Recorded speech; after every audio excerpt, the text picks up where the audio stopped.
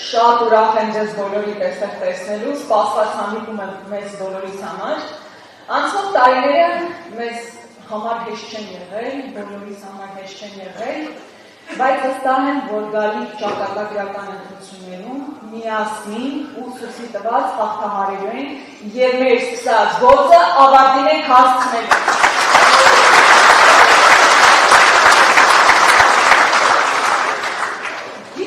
Երեկվանից սպառնալիքներ են հնչում ամբողջ հայ ժողովրդին, բայց եթե հանկարծ չգնա քվեարկեք գործող իշխանություններին, ուրեմն պատերազմ կլինի։ Այդ 18-ին ժողովուրդը քվեարկեց պատերազմեղավ զոհերեղան, 21-ին քվեարկեց հերթական պատերազմը հերթական զոհերը։ Ես ինչ խաղաղությունից եք խոսում, ինչքան խաղաղություն բառն ասել են, այնքան միայն պատերազմներ ու պատերազմներ են բերել։ Ոչ այն մոդուլը, որ հիմա այն բանաձևով որ առաջարկում են, երաշխավորված պատերազմի ճանապարհն է։ Բայց ամենաողբերությունն այն է, որ սեփական ժողովրդին շանտաժի են ենթարկում։ Որքան պետք է չսիրես սեփական ժողովրդին, որ նրա հետ շանտաժի լեզվով խոսես, սպառնալիքի լեզվով խոսես ու դրսից տղա, ալի եք բերես սեփական ժողովրդի գլխին։ Սա աղագի հայտարարություն է։ Հետո էլի կգան, հետո էլի եթե իհարկե չի լինի, բայց եթե լինեն իրենք իշխանության, կգան ու կասեն, այն հիմա պետք է սահմանադրությունը փոխենք, որ լինի խաղաղություն, հետո անկլավները հանձնենք, որ լինի խաղաղություն, հետո որպես հայ մոռանանք ով է, որ այդ ժամանակ հաստատ խաղաղություն լինի, ինչը բնականաբար մեր բոլորս ցույց չենք տա։ Սիրելի հայրենակիցների, տարածված թեզ ևս կա, որ մարդուն ես ուզում եմ կարճ ընտրական։ Ասում են, գիտեք, ամբողջ աշխարհը այս իշխանության մեջքին կանգնած է։ Բա տեսեք Միացյալ Նահանգները, Եվրոպան, այս մեկային ուսը, իվերջո Բաքուն եւ Անկարան։ Սիրելի ժողովուրդ, ոչ Վենսը, ոչ Կալասը, ոչ Ֆիդանը, որևէ մեկը այս երկրում իշխանություն չի ձևավորում։ Դուք եւ միայն բացառապես դուք եք իշխանություն ձևավորողը ու ամբողջ աշխարհը հաշվի աննստելու այն ընտրության հետ, որ կատարելու է հայ ժողովուրդը։ Հետևաբար այդ թեզը, որ առաջ են տանում, մի անգամից ասեք ստոպ, մենք ենք որոշելու, թե մեր երկրում ով է լինելու իշխանություն եւ ով է պահելու հայկականությունը մեր երկրում։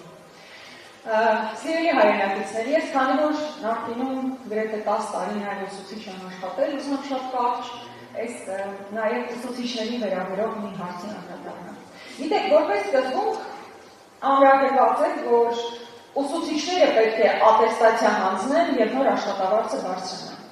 Մեր խորին համոզմամբ ուսուցիչը առանցքն է ընդհանրապես ապագայի այն սերնդի, որ կրթվում եւ հետագայում պետություն պետք է ստեղծի ու զարգացնի։ Հետևաբար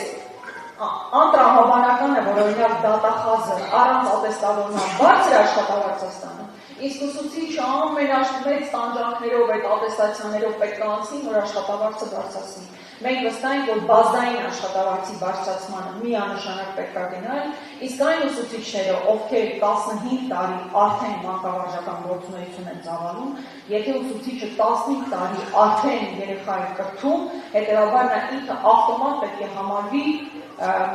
ատեստավորված եւ ավտոմատ նրա աշխատավարձը պետք է բարձրանա։ Մենք ֆունդամենտալ փոփոխությունների ենք գնալու կրթական համակարգում, առաջիկայում տարբեր ոլորտների վերաբերյալ մեր մոտեցումները հնչեցնել են, տնտեսությունից մինչև կրթություն, սոցիալական ծրագրերից մինչև անվտանգություն, շերտ առ շերտ բացահայտել ենք, ցույց ենք տալու, թե ինչպիսի Հայաստանում մենք կապրենք այդ բոլոր ոլորտները հաշվի առնելով։ Բայց ես ուզեցա, որ ուսուցիչների մասին առնվազն այդ դեպքը հստակորեն նշեմ, որ ուսուցիչների բազային աշխատավարձը 6 տարի ավելանալու է եւ 15 տարի մանկավարժական ստաժ ունեցող ուսուցիչները համարվելու են ավտոմատ ատեստավորված։ Բայց ես ավելի երկար շարունակեմ եւ խոսքը փոխանցեմ Հայաստանի Դաշնքի վարչապետի հետնածու, Հայաստանի Հանրապետության երկրորդ նախագահ Ռոբերտ Քոչարյանին։